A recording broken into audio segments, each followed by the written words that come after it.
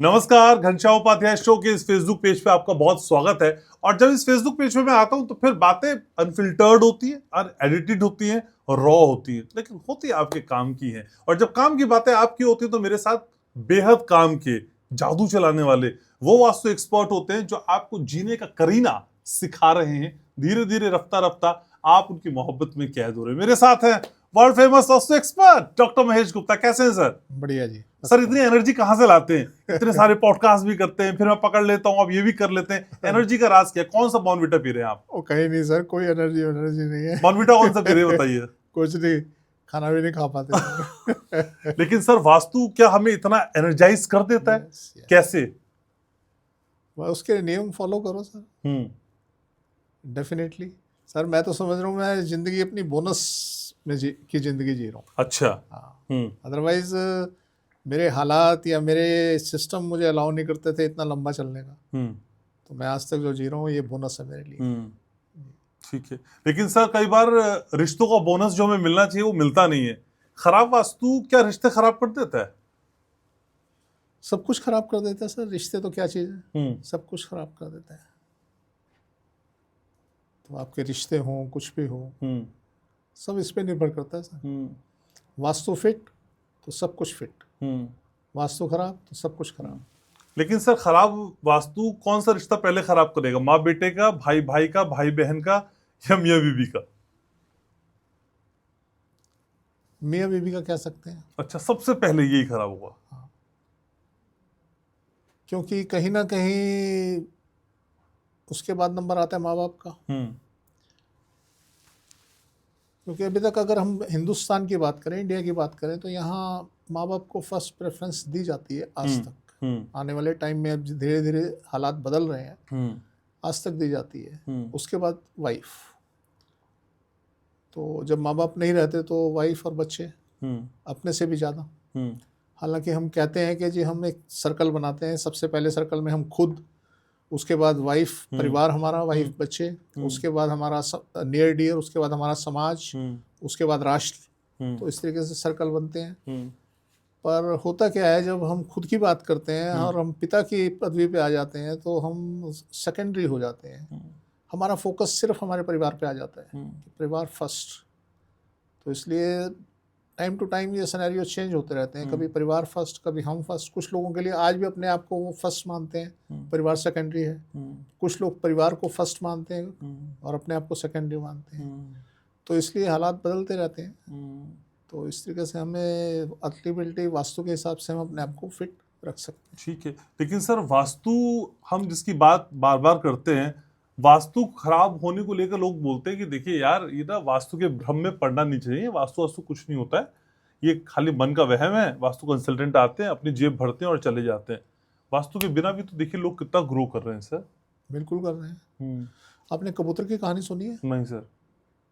कि एक कबूतर को जब बिल्ली नजर आती है ना, उसको पता है कि मेरे को मार के खा जाएगी, आंख बंद कर लेता है और बिल्ली उसे मार देती है।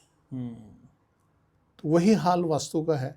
जो लोग ये सोचते हैं ना कि वास्तु कंसल्टेंट बेवकूफ़ बनाते हैं और ये करते हैं, बनाते होंगे, हो सकता है कुछ ऐसे लोग हों, पर अल्टीमेटली ये तो बर्बाद कर देगा आपको अगर ये वास्तु खराब है तो इसलिए आपको इसके बारे में इतना ऐसा नहीं सोचना चाहिए।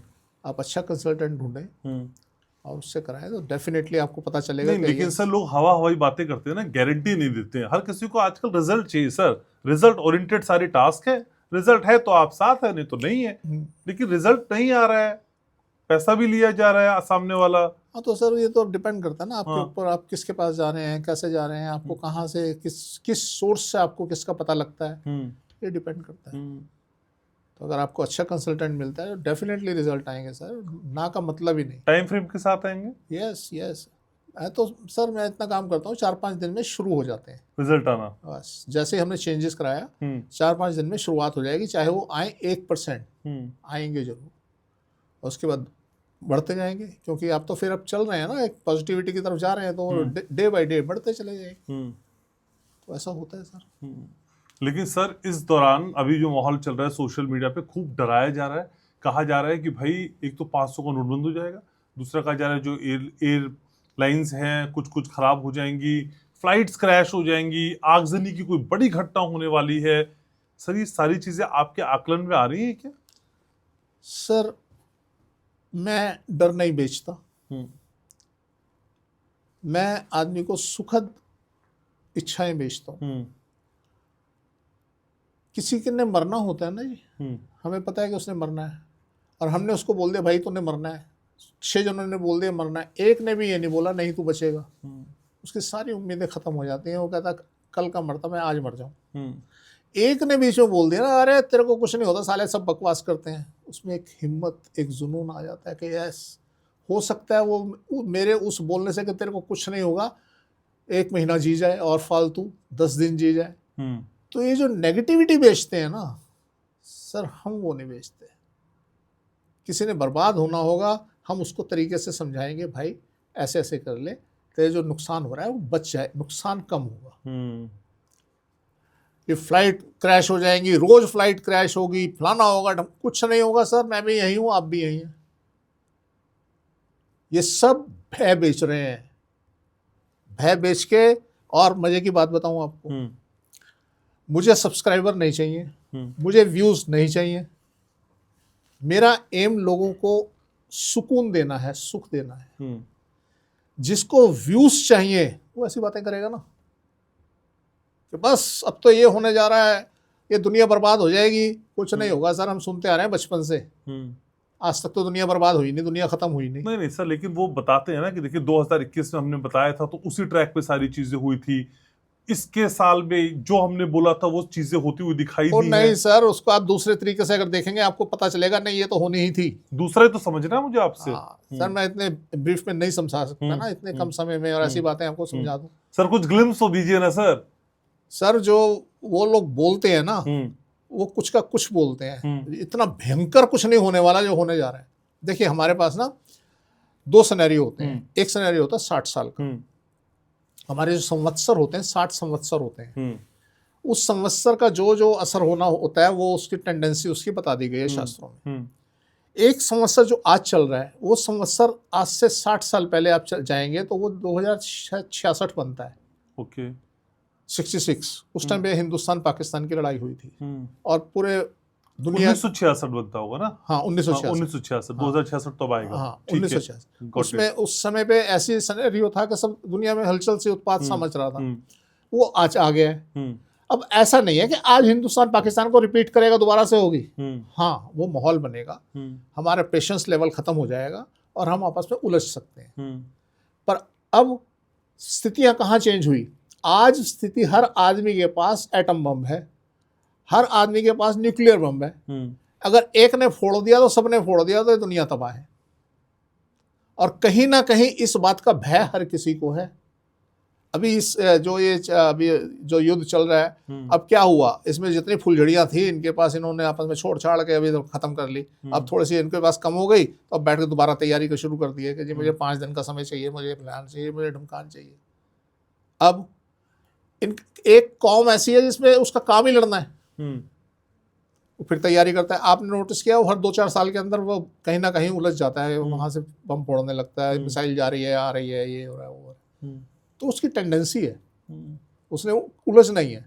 तो सेम अब ये पीरियड आया है, ये अभी खत्म हो जाएगा, आपका नया संवत्सर शुरू होगा अप्रैल 27 के अंदर, तब ये खत्म हो जाएगा। उसके बाद से एक शांति का आपको और सिनेरियो देखने को मिलेगा। अच्छा हाँ इसी तरीके से 30 साल का एक साइकिल होता है, एक लूप है 30 साल का जिसमें जो शनि ऑपरेट करता है। अब शनि जब ऑपरेट करता है, अगर आप देखेंगे जो चीज़ आज घटना घट रही है 30 साल बाद वही घटना दोबारा घटेगी, उसी टाइप की। तो इस तरीके से ये 30 साल का और 60 साल का जो एक हमारे साथ एक लूप बने हुए हैं, हम इसमें जी रहे हैं। तो उसी पैटर्न को फॉलो करके ये लोग बता रहे हैं। यस। अच्छा अब ये लोग क्या करते हैं, पंचांग में सब लिखा हुआ है, आप पढ़ लें पंचांग के अंदर, पंचांग में लिखा होता है ये होगा, शेयर मार्केट क्रैश होगी, फलाना होगा, ढमकाना होगा। ये पढ़ते हैं और उगल देते हैं, पढ़ते हैं और उगल देते हैं। अभी मैच को लेके ही कितने लोगों ने क्या क्या प्रेडिक्शंस की, मेरे को समझ नहीं आ रही थी, तो मैंने यही बोला कि भैया जो पहले बैट करेगा वो खेलेगा, वो जीतेगा। अभी फिर मैच आ रहे हैं ना जी, आपको फिर बता देंगे। तो मैं ये जो स्टडी करता हूँ, ये बड़ी लॉन्ग स्टडी होती है, ये एक दो दिन में समझ नहीं आती। तो ये जितनी आप लिख लीजिए, जो प्रेडिक्शन जो बता रहा है ना, मेरी भी लिख लीजिए, सबकी लिख लीजिए, और देखिए कौन किसकी सटीक उतरती है।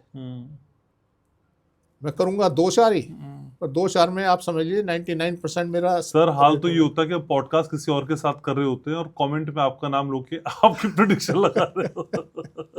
लेकिन सर एक जो न्यूक्लियर वॉर को लेके बड़ा टर्म रहा है कि न्यूक्लियर अटैक होगा, सर ये वाकई हो सकता है क्या? सर आप बात समझो ना, मैंने आप बताया न्यूक्लियर अटैक क्यों नहीं होगा। मैंने आपको बताया हम 6 पॉइंट्स हमारे काम करते हैं। हमारी काबिलियत, हमारी स्ट्रेटजी और हमारा काल समय, ये 6 पॉइंट। 3 पॉइंट ये हो गए। 3 पॉइंट होते हैं जो इनको वास्तु ऑपरेट करता है। तो अब क्या हो गया, आज हमारी जो काबिलियत है, हर आदमी काबिल है। एक ने अगर न्यूक्लियर बम छेड़ा तो दूसरे ने भी छेड़ देना, तीसरे ने भी छोड़ देना, और ये बवाल मच जाएगा बहुत भयंकर। तो आज कहीं ना कहीं हर आदमी के मन में भय है कि अगर मैंने ये पंगा ले लिया तो ये पंगा बहुत बड़ा हो जाएगा, चाहे वो ट्रंप हो चाहे वो क्रम्प हो। आसान काम नहीं है ये सोचना, न्यूक्लियर वार। इनको डराना है सर, इन्होंने भय बेचना है। इन्होंने तो भय बेचना है कि डराओ लोगों को और व्यूज लो। मुझे व्यूज नहीं चाहिए ना सर, मुझे नहीं चाहिए, मुझे जरूरत ही नहीं है। तो सर माना जाए कि 2 तरह का व्यापार और चल रहा है, एक डर का और एक सपने दिखाने का। हाँ, दोनों आप नहीं करते हैं? नहीं सर, सपने में नहीं दिखाते हैं? नहीं।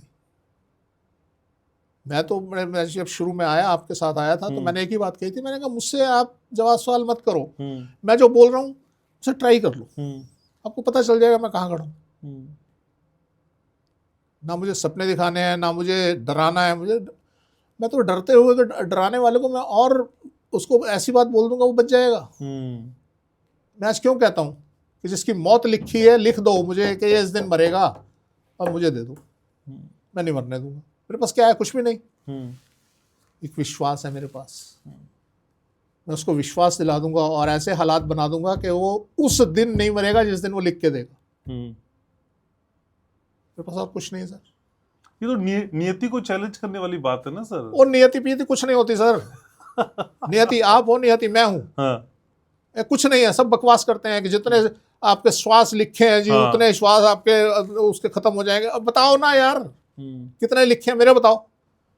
मेरे को 22 जुलाई 1973 डॉक्टर्स ने मेरे को मना कर दिया था 6 घंटे का ये मेहमान है, उसके बाद मर जाएगा। मैं आज बैठा हूं ना आपके सामने। किसने नियति लिखी है? रोज नियति नई नियति बनती है, रोज इतिहास दोबारा बनता है। तो इसलिए सर कोई नियति वेति नहीं होती। आप पहले आप बताने वाले बनो कि ये होना है जी। यस, मैं नहीं होने दूंगा। लाइए, एक सिंगल आदमी की बात कर रहा हूं मैं, और बड़ी बात नहीं कर रहा। तो अगर आप एक आदमी मुझे दे दो कि जी ये इस दिन मरेगा, मैं नहीं मरने दूंगा, मेरी गारंटी है। क्योंकि किसी ने भी, कोई हमारे पास ऐसा कारण है ही नहीं कि एक आदमी की हम प्रिडिक्ट कर दें ये इस दिन मरेगा और वो मर जाए। नहीं होगा।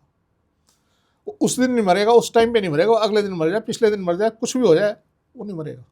ये कोई विधा है ही नहीं। एक विधा थी जो हमारे एक ऋषि हुए हैं जिन्होंने ये सब पंचांग वगैरह सब संवत्सर बनाया है। उन्होंने प्रिडिक्ट किया था कि राजा को, कि विक्रमादित्य को, कि जितना आपका बेटा ये भालू से मरेगा। ठीक है।